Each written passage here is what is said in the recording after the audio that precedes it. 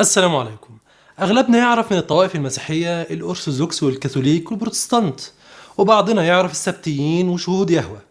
لكن هناك طائفة اسمها الأبيونية أو الإبيونية، ورغم أنها ممكن تكون أهم الطوائف المسيحية على مر التاريخ إلا أن مفيش كتير يعرفوها.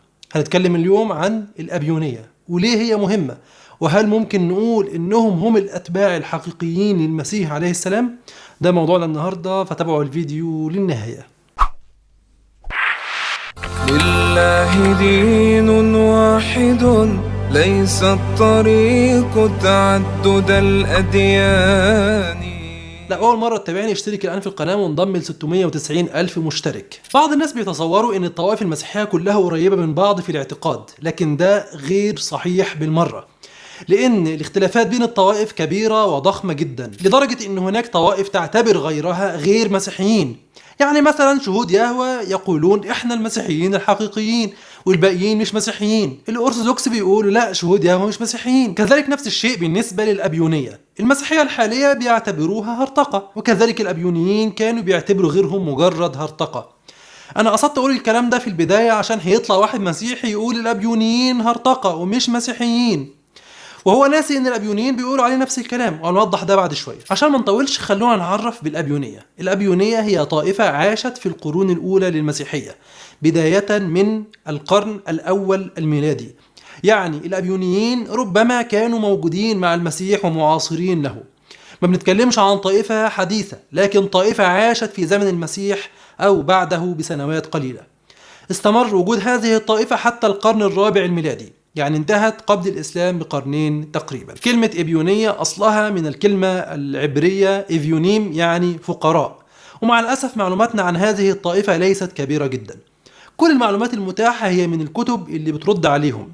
فمثلا عندنا قديس الكنيسة إيريناؤوس في القرن الثاني الميلادي تكلم عنهم، وكذلك العلامة أوريجانوس اللي عاش في القرن الثاني والثالث تحدث عنهم، وكذلك مؤرخ الكنيسة يوسابيوس القيصري اللي عاش في القرن الثالث والرابع تحدث عنهم في كتابه تاريخ الكنيسة، وكذلك تكلم عنهم قديس الكنيسة إفانيوس في القرن الرابع. ولأن التاريخ يكتبه المنتصر، فإحنا بناخد معلوماتنا عن هذه الطائفة من الكتابات اللي بترد عليهم، مش من كتابات الطائفة نفسها. من خلال كتابات هؤلاء الآباء عرفنا إن الأبيونيين كان لهم إنجيل خاص بيهم، يعني لم يكونوا يؤمنون بالعهد الجديد الحالي فقط، كان لهم إنجيل واحد. بعض العلماء يسمونه إنجيل العبرانيين. خلوا بالكم احنا بنتكلم عن طائفة في القرن الأول الميلادي، يعني مش طائفة حديثة. ودي نقطة مهمة جدا، لأن احنا كده بنثبت إن في بداية المسيحية كان موجود مسيحيات مختلفة تماما عن المسيحية الحالية، مختلفة لدرجة إن لهم كتاب مختلف وعقائد مختلفة. ومع الأسف لم تصلنا أي مخطوطة لإنجيل الأبيونيين، لكن مجرد اقتباسات قليلة في كتابات الآباء مثل أبيفانيوس. والكلام ده فيه رد على اللي بيقولوا فين إنجيل المسيح؟ إزاي مفيش ولا مخطوطة لإنجيل المسيح؟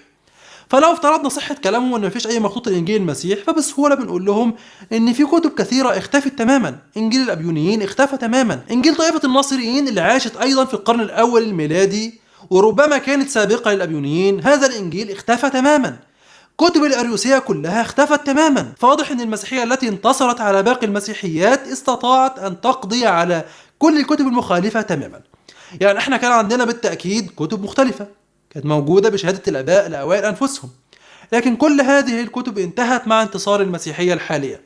المسيحية الحالية اللي احنا ممكن نسميها المسيحية النيقاوية، نسبة إلى مجمع نيقيا سنة 325، والذي انتهى بأن الإمبراطور الوثني قسطنطين قرر أن المسيحية التثليثية هي التي يجب أن تنتصر، وفيما بعد جعلها الدين الرسمي للإمبراطورية الرومانية. فانسى بقى موضوع انك تستدل بالإنجيل اللي بين ايديك عشان تثبت صحة دينك، وانسى ان انت تقول لي انا المسيحية، لان في مسيحية تانية كان في اناجيل مختلفة تماما، لكن لسوء الحظ هذه الاناجيل لم تصلنا. فحتى لو افترضنا ان الانجيل اللي عندنا حاليا يشهد على ان المسيحية الحالية صحيحة، فده طبيعي جدا، لان هذا الانجيل هو الذي ابقته الكنيسة، والاناجيل الاخرى التي تثبت بطلان المسيحية بصورتها الحالية لم تصلنا. معلومة اخرى عن هذه الطائفة هي انهم كانوا يرفضون بولس، بل كانوا يعتبرونه مرتدا. بولس اللي كتب أكثر من نصف العهد الجديد واللي على إيده ظهرت الملامح الأولى للمسيحية بصورتها الحالية، كان بالنسبة لهذه الطائفة مجرد مرتد. معلومة أخرى هي أن هذه الطائفة لم تكن تؤمن أن المسيح هو الله، ولم تكن تؤمن أنه الإله المتجسد، ولا أنه ناسوت لاهوت، ولا أقنوم، ولا أي حاجة من هذه الاعتقادات الغريبة. لكن كانوا بيؤمنوا بشيء بسيط جدا، بيؤمنوا أن المسيح مجرد نبي ورسول أرسله الله لهداية بني إسرائيل مثل كل الأنبياء الذين سبقوا. وده بالتأكيد اعتقاد منطقي وعقلاني أكثر بكثير من الاعتقاد أن هذا الإنسان الذي كان يعيش مع الناس هو نفسه الإله. وانت طبعا بتستدل بكتابات بولس وبتعتبرها وحي ومقدسة، لكن ربما لو كنت عايش في القرن الأول الميلادي كنت هتقول عن بولس مرتد وترفض كتاباته، وكنت هتؤمن زي المسلمين وزي الأبيونيين إن المسيح نبي ورسول ومش إله. لكن نصيبك إنك اتولدت بعد انتصار المسيحية التثليثية في مجمع نقيا. لكن ده مش عذر عند ربنا، لأن ربنا أعطاك العقل، اداك العقل عشان تفكر وتختار، مش عشان تصدق أي حاجة الكنيسة تقولها لك.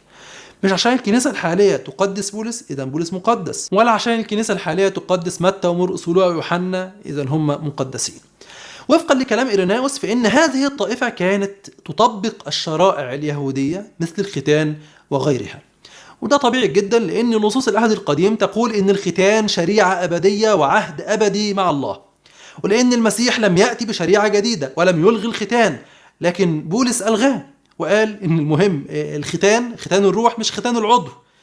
نيجي لنقطة مهمة وهي اعتقادهم حول ميلاد المسيح. هل كانوا بيؤمنوا إن المسيح مولود ولادة إعجازية، ولا كانوا بيقولوا إنه مولود ولادة عادية؟ لما بتقرأ في أغلب المراجع اللي بتتكلم عن الأبيونية هتلاقيهم بيقولوا إن الأبيونيين أنكروا الميلاد العذراوي، ودي نقطة خطيرة جدا، لأن فعلا لو ده صحيح فإحنا كده نقدر نجزم إنهم مش الأتباع الحقيقيين للمسيح وفقا للرؤية الإسلامية، لأن الرؤية الإسلامية بتقول إن المسيح مولود بمعجزة مش عن طريق علاقة جنسية بين يوسف النجار ومريم. فهل فعلا الأبيونيين كانوا بينكروا الولادة العذراوية؟ زي ما قلت كتير من المراجع بتقول كانوا بيؤمنوا إن المسيح مولود من يوسف ومريم، لكن دي مجرد قراءة سطحية جدا، لأنك لو بحثت كويس هتلاقي إن الأبيونيين كانوا منقسمين، منهم من كان يؤمن إن المسيح مولود ولادة عادية جدا، ومنهم من كان يؤمن إنه مولود ولادة إعجازية عذراوية. وبالتالي فحتى هنا نجد إن الأبيونيين كان اعتقادهم صحيح.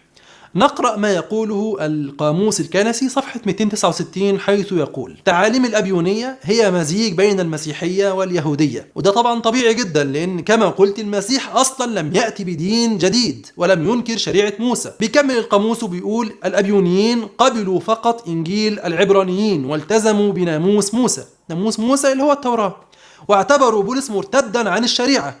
كانوا حقا يؤمنون أن يسوع هو المسيح، لكنهم أنكروا لاهوته.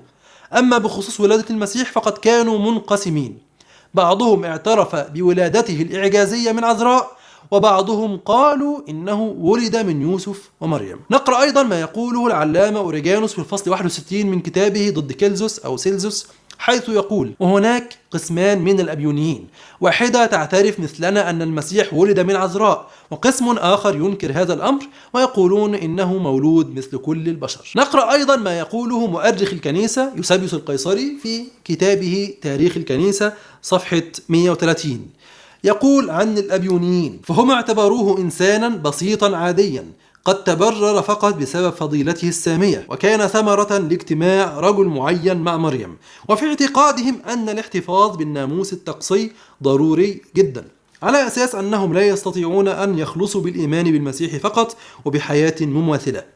وبخلافهم كان هنالك قوم آخرون بنفس الاسم، نفس الاسم الأبيونية يعني، ولكنهم تجنبوا الآراء الغريبة السخيفة التي اعتقدها السابقون، ولم ينكروا أن الرب ولد من عذراء ومن الروح القدس، ولكنهم مع ذلك إذ رفضوا الاعتراف أنه كان كائنا من قبل لأنه هو الله الكلمة الحكمة، فقد انحرفوا إلى ضلالة السابقين، سيما عندما حاولوا مثلهم التمسك الشديد بعبادة الناموس الجسدية. لاحظ هنا بيقول انحرفوا إلى ضلالة السابقين، ففي ناس كان قبل الأبيونية بيقولوا نفس الكلام، إن المسيح مش إله.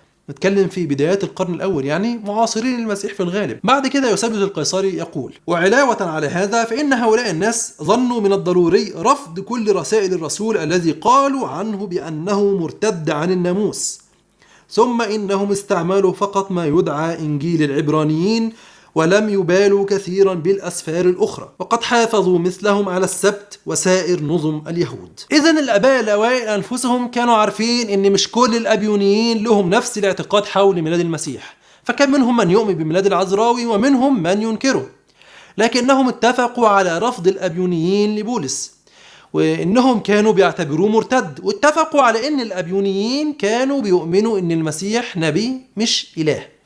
خلاصة الفيديو إن إحنا كان عندنا في القرن الأول الميلادي مسيحيات مختلفة عن المسيحية الحالية، كانت مختلفة في العقائد وفي الكتب المقدسة، مختلفة تماما. لكن بعد مجمع نقيا انتهت هذه المسيحيات، وأصبح عندنا المسيحية النيقاوية والتي ظهر عنها الأرثوذكس والكاثوليك والبروتستانت، وبدأت في العصور الحديثة تظهر مسيحيات جديدة مثل الأدفنتست وشهود يهوه. ولو المسيح الحالي كان مولود قبل مجمع نقيا ربما كان سيكون من المسيحيين الأبيونيين، لأن عقائدهم أكثر منطقية بكثير من العقائد الحالية. لكن بسبب الإمبراطور قسطنطين أصبح هذا المسيحي يؤمن بالأناجيل الحالية ويؤمن بالعقائد الحالية، ويعتبر عقيدة نبوة المسيح ورفض بولس عقائد غير مقبولة رغم أنها مقبولة بالعقل وبالمنطق. يجب أن تعرف يا زميلي المسيحي أن هذا الكتاب المقدس الذي تؤمن به هو كتاب الكنيسة المنتصرة، لكن قديما كان هناك كتب مختلفة تماما واختفت بسبب قسطنطين. ويجب أن تعرف أيضا أن عقيدتك هي عقيدة الكنيسة المنتصرة بسبب قسطنطين، لكن قديما كان هناك عقائد مختلفة تماما.